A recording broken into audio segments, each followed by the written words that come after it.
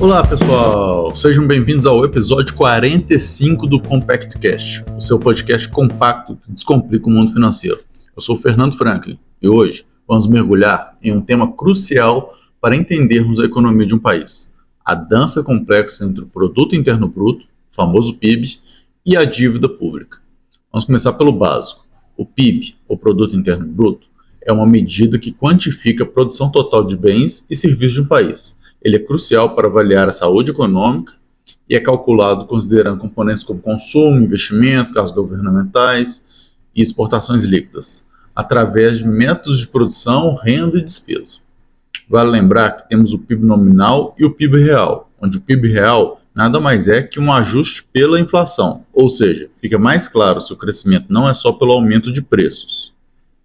70% do PIB do Brasil vem do setor de serviços, que abrange atividades como comércio, finanças e tecnologia. A contribuição da indústria ultrapassa os 22%, com mais de 10% dedicado à indústria de transformação, que é aquela que é responsável por converter matéria-prima em produto final ou intermediário. Dentro do setor da indústria ainda vale um destaque para a construção, que representa 4% do PIB. A agropecuária fica com o restante, contribuindo com mais de 6%. É importante lembrar que as atividades informais não são mensuradas no PIB. O PIB é uma ferramenta valiosa para entender a saúde econômica, identificar tendências e formular políticas. Além disso, ele permite que analistas, investidores e governantes avaliem o impacto das políticas fiscais e monetárias, auxiliando na tomada de decisões estratégicas. Agora vamos falar da dívida pública, que é quanto um governo deve a terceiros, geralmente investidores e instituições financeiras. Essa dívida é emitida quando o governo precisa financiar seus gastos, como investimentos, infraestrutura, serviços públicos, programas sociais. A emissão da dívida pública ocorre por meio de venda de títulos. A gente conhece muito o Tesouro Direto, mas também pode ser debêntures ou outros instrumentos financeiros, seja aqui no Brasil ou lá fora. Basicamente, da mesma forma que os bancos fazem quando você investe em um CDB, né? Funciona igualzinho. A diferença é que é o Brasil emitindo, por exemplo. A gestão eficaz da dívida pública é essencial para manter a estabilidade financeira e garantir a confiança dos investidores, pois impacta diretamente na capacidade do governo de cumprir suas obrigações e influencia, então, a saúde econômica do país.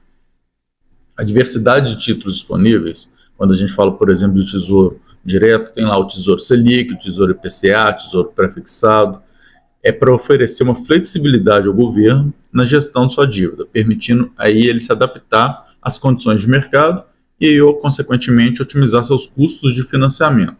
Cada uma vai ter um objetivo e um momento ideal para ele emitir e também para você comprar. Os governos contraem dívidas por várias razões. Uma das principais razões é financiar déficits orçamentários. Em outras palavras, quando as despesas do governo excedem os impostos que a gente paga. Esses déficits podem surgir devido a gastos com programas sociais, investimentos em infraestrutura ou durante períodos de recessão econômica, quando a arrecadação de impostos diminui. Agora vamos ver como que o PIB e a dívida pública dançam juntos aí. Entender essa relação é crucial para avaliar a saúde econômica do país. A gente já falou disso, mas vale repetir. O crescimento do PIB desempenha um papel crucial na capacidade de pagamento da dívida de um país. Quando a economia está em expansão, o PIB geralmente aumenta, proporcionando ao governo uma base mais robusta de receitas fiscais. O aumento da atividade econômica resulta em maior arrecadação de impostos e contribui para a geração de superávites fiscais. Vale lembrar que as dívidas vão ser pagas. Se não for através de arrecadação de impostos, será pela emissão de dinheiro. Ou seja, o seu dinheiro passa a valer menos, porque nada mais é do que a inflação, né? Como é que funciona isso? Por que vale menos? Simples, oferta e demanda. Quanto mais reais existir no mundo, menos escasso ele é, logo vale menos. Inclusive, porque a emissão não garante que algo vai melhorar, só mostra que tem algo errado acontecendo. Mas voltando ao PIB, em um cenário de crescimento econômico saudável, a capacidade de pagamento da dívida melhora, pois a relação entre a dívida e o PIB vai diminuir. E sabe o que acontece? O custo da dívida diminui. Por isso, quanto mais dinheiro o governo tiver que pagar essas dívidas, maior a chance dele pagar sem usar a emissão de moedas, ou seja, menor o seu risco, e ninguém quer arriscar para ganhar pouco, né? Se o risco é alto, você vai emprestar seu dinheiro por um juros alto. Vale aqui lembrar que a nossa Selic é bem alta, mesmo com as recentes quedas. Com o PIB estagnado ou em declínio, a arrecadação de impostos diminui, enquanto os gastos com programas sociais e estabilização econômica podem aumentar. Tem aqueles que resolvem aumentar impostos para arrecadar mais, porém, isso geralmente acaba tendo um efeito contrário. Como disse antes, ninguém quer arriscar para ganhar pouco, então mais impostos, menos estímulos para as empresas investirem. E isso pode levar a déficit orçamentário, pressionando aí a relação dívida-PIB para cima. Assim, a relação entre o crescimento do PIB e a capacidade de pagamento da dívida é fundamental para compreender a saúde financeira do país. O principal risco associado a um rápido aumento de dívida em relação ao PIB é o aumento da vulnerabilidade fiscal. Por isso que a gente ouviu falar tanto sobre arcabouço fiscal e teto de gasto nos últimos anos. São ferramentas para tentar conter esses aumentos.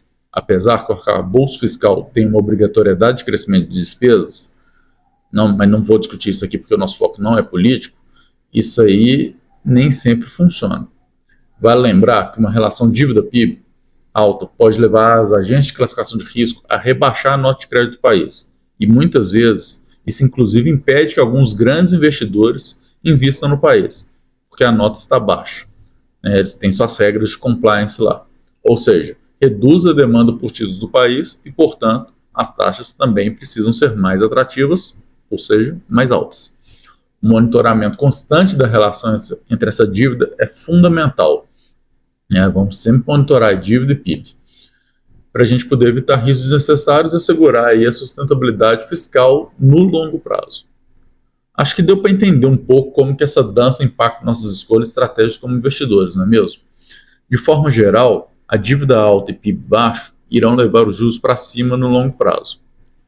Se olharmos a relação da dívida do Brasil de 2011 para cá, ela saiu de 51,3 lá em 2011 para 73,8 em 2023, pelo menos até o dado de novembro. Falta sair aí dezembro, que deve sair agora em fevereiro.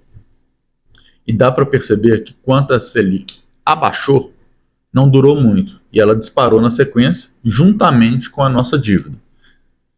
Ponto complicado isso, mas é o que aconteceu aqui com o Brasil. Por isso, é importante acompanharmos o cenário econômico como um todo. É tudo interligado, a gente sempre fala disso. Quer uma dica de como acompanhar tudo isso de uma forma simples? Só assistir o nosso resumo semanal de notícias, que sai todo sábado de manhã no YouTube, no canal da Mário Franklin Corretora, ou no domingo aqui no Spotify. Chegamos ao fim de mais um episódio. Espero que tenham gostado e, principalmente, entendido essa relação entre PIB e dívida pública. Se tiver dúvida, claro, pergunta para a gente que a gente vai tentar esclarecer. Como sempre, a compreensão desses conceitos nos ajuda a tomar decisões mais informadas, não só para os nossos investimentos, mas para as nossas vidas. Lembre-se de clicar para seguir o Compact Cash, dar as 5 estrelas e compartilhar com seus amigos também que estão em busca de descomplicar o mundo financeiro. Até a próxima!